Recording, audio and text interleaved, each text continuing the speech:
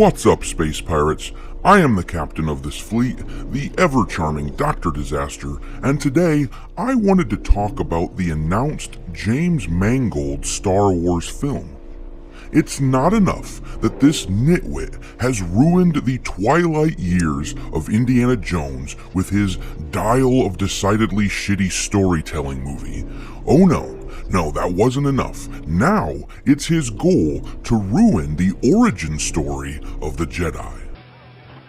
You bastard! These nincompoops at Lucasfilm these days think they can stand on the shoulders of genius filmmakers like George Lucas and expand on his work as if they have earned it. But simply paying money for a franchise like Star Wars, as Disney did, is not enough to earn the ethical right to play so deeply in its myths. You know, you read what others had done, and you took the next step. You didn't earn the knowledge for yourselves, so you don't take any responsibility. Now, I gotta say, I was steering the fleet to Pelargus 4 for some much-needed repairs and relaxation when this article's headline grabbed my attention, and I just had to stop and talk about it. Before you even knew what you had, you patented it and packaged it and slapped it on a plastic lunchbox, and now you're selling it. You want to sell it. Your arrogance blinds you. The sheer arrogance on display from Kathleen Kennedy and her merry band of franchise ruiners is astounding. We're going to dig into the details of this article, but before we do, I think it's important that we vent. I know how space pirates can get if they bottle up their feelings. Drop a line in the comments section to let me know what you think of these plans of Kathleen Kennedy, James Mangold, and modern Lucasfilm. Here's what I'd like to say to them. Have I told you lately? You suck, you jackass!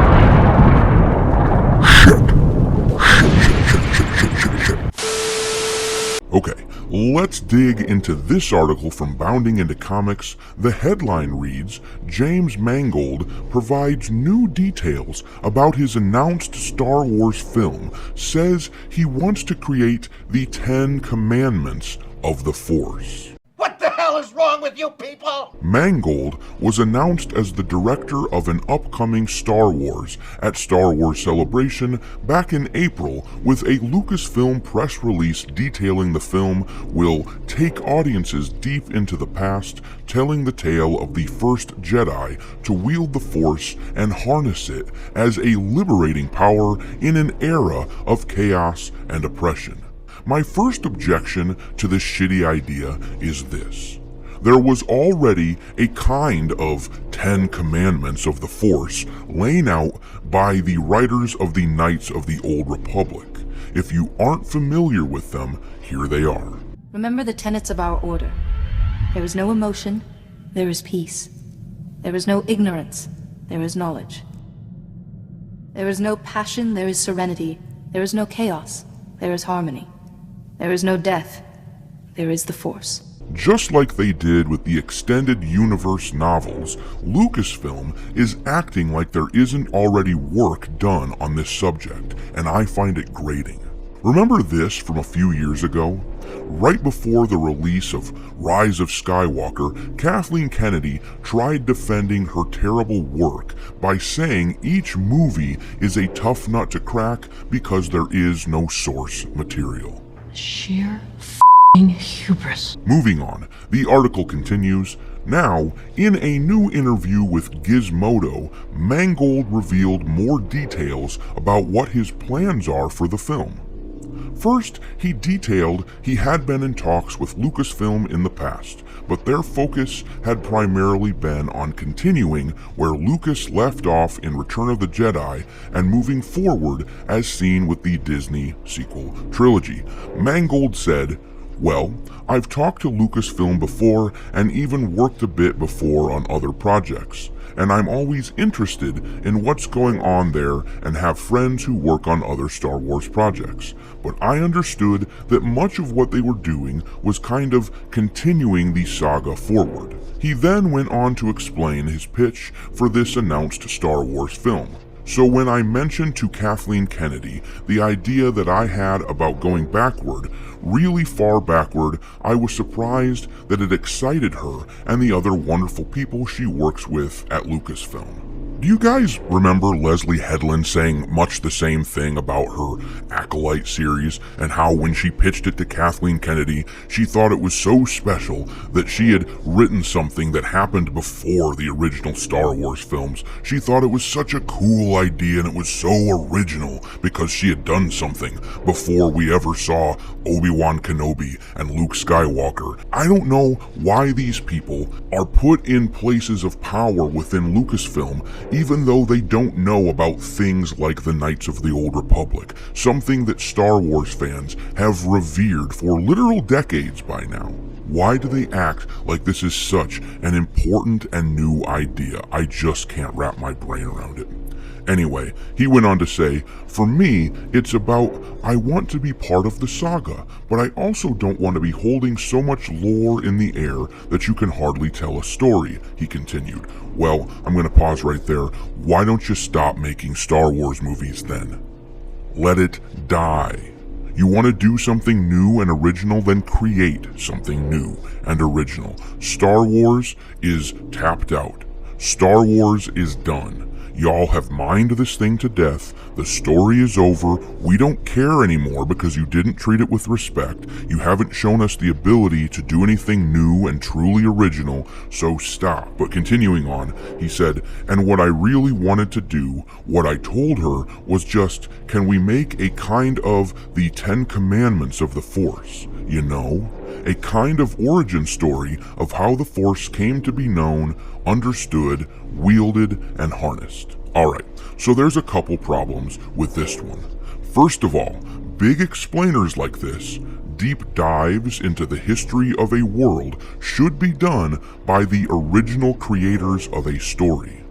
The arrogance it takes to vandalize a cultural myth with a history that you've grafted onto it like an alien appendage because you think you're so damn smart is astounding.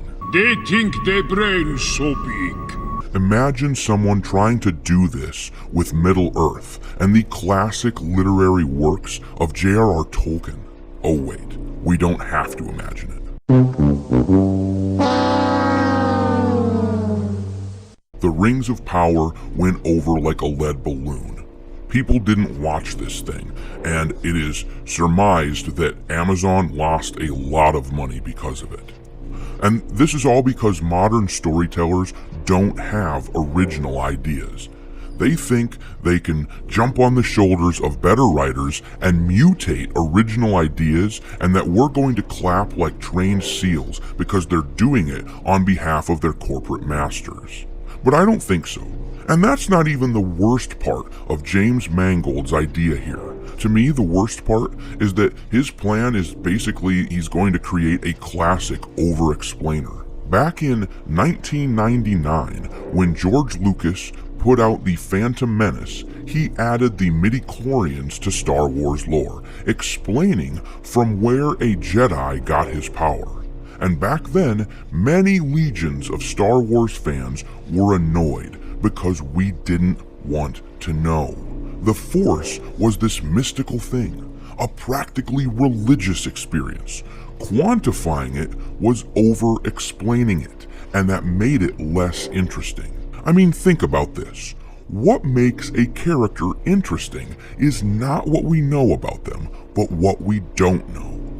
It's the reason Jack Sparrow was so captivating in the first Pirates of the Caribbean film, but he became a meme of himself throughout the next 4 films. In the first movie, he was unpredictable and strange, and charming because of it. But then, unpredictability and strangeness became character traits.